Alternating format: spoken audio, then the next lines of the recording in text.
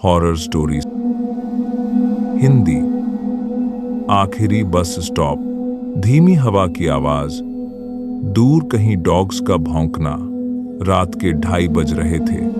पूरा शहर जैसे नींद में डूबा हुआ था।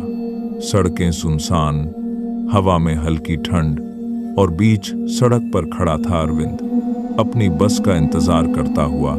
मैनपुरी से इटावा जाने वाली आखिरी बस आमतौर पर 2:15 पर आ जाती थी, लेकिन उस रात बस कहीं दिखाई ही नहीं दे रही थी। अरविंद बेचैन होकर अपने मोबाइल की स्क्रीन देखता है। No signal. वो बड़बड़ाता है, ये नेटवर्क भी ना ऐसी रात में ही धोखा देता है। बस स्टॉप पर सिर्फ वही था। ऊपर लगा पीला स्ट्रीट लाइट टिमटिमा रहा था, जो हर 10 सेकंड में बुझ जाता और फिर जल उठता। तभी दूर से कदमों की आवाज आई, टप टप टप। अरविंद ने गर्दन घुमाई तो उसने देखा एक लड़की सफेद सलवार में पूछ रही थी, भैया ये आखिरी बस यहीं रुकती है ना? अरविंद थोड़ा घबरा गया। लड़की का चेहरा अजीब सा फीका था, जैसे किसी ने सारा खून निचोड़ लिया हो।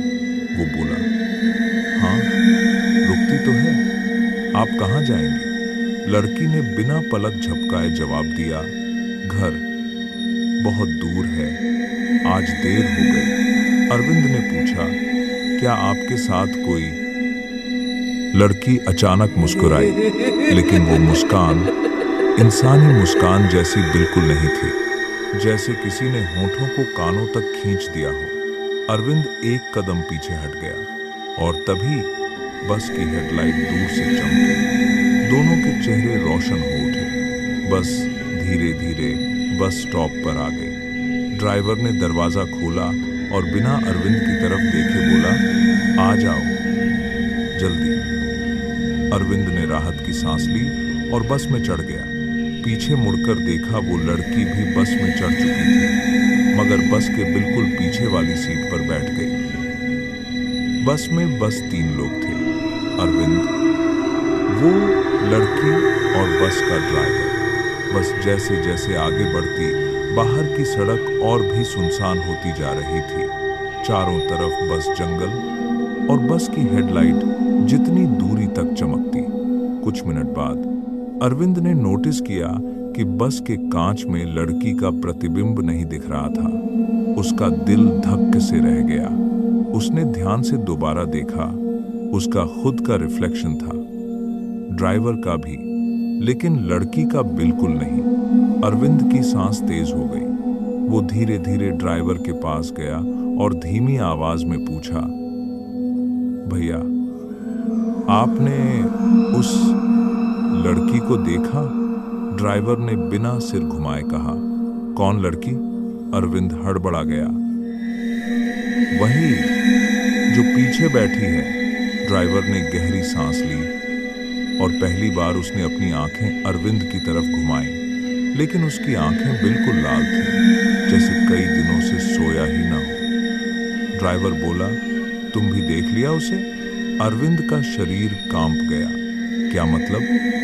ड्राइवर गंभीर आवाज में बोला, ये बस 2 साल पहले इसी रात हादसे में पलट गई थी, जिसमें एक लड़की मरी थी, और तब से हर साल इसी रात वो बस में सवार होती है। अरविंद के पैरों से जैसे जमीन सरक गई। वो पीछे देखने की हिम्मत नहीं जुटा पाया। ड्राइवर बोला, वो किसी को सीधा नुकसान नहीं पहुंचाती, लेकिन जो उसे पहचान ले वो फिर जिंदा नहीं लौटता। अचानक बस के अंदर ठंडी हवा का झोंका आया। बस हिलने लगी। अरविंद डर के मारे वहीं सीट पकड़कर बैठ गया। पीछे से किसी के हंसने की आवाज आई, धीमी लेकिन खरोंच जैसी। तुमने मुझे देख लिया? अरविंद का दिमाग सुन्न हो गया। उसने धीरे धीरे गर्दन घुमाई। पीछे की आखिरी सीट पर बैठी लड़की अब खड़ी थी, चेहरा बिल्कुल सफेद, आंखें गड्ढों में धंसी हुई और होंठ कानों तक फटे। वो धीरे धीरे उसकी ओर बढ़ रही थी। अरविंद चिल्लाया, ड्राइवर भैया, बस रोको।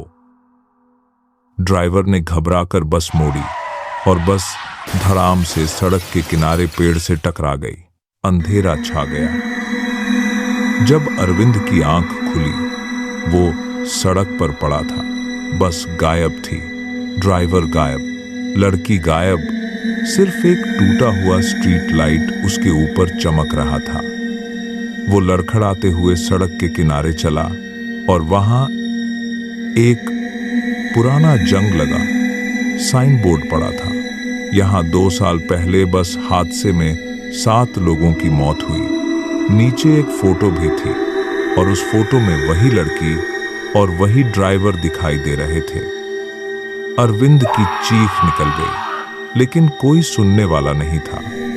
पीछे से वही आवाज आई, तुमने मुझे देख लिया।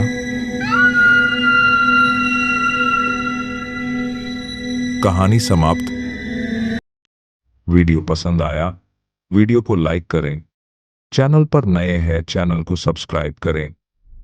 तब तक के लिए गुड बाय और जय श्री राम।